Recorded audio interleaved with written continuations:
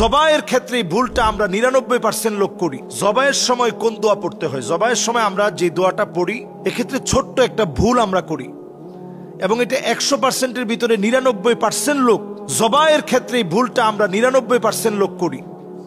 সেটা হচ্ছে বিসমিল্লাহি আল্লাহু আকবার।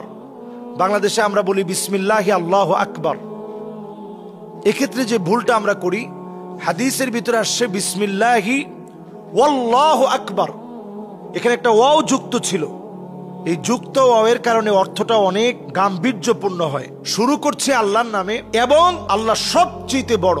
এখানে ওয়াওটাকে যুক্ত করে নিলে অর্থের দিক থেকে সবচেয়ে গাম্ভীর্যপূর্ণ অর্থ হবে। তাহলে জাবায়ের সময় আমরা যে দোয়াটা পড়বো সেটা হচ্ছে বিসমিল্লাহি ওয়াল্লাহু আকবার, এবং সবাই মিলে পড়বো। শুধুমাত্র যিনি জাবে করছেন তিনি না, আশেপাশে যারা দাঁড়িয়ে আছেন, যারা গরুটাকে ধরেছেন, সবাই আমরা আল্লাহর নামটা উচ্চারণ করব। এটা হচ্ছে সুন্নাহ।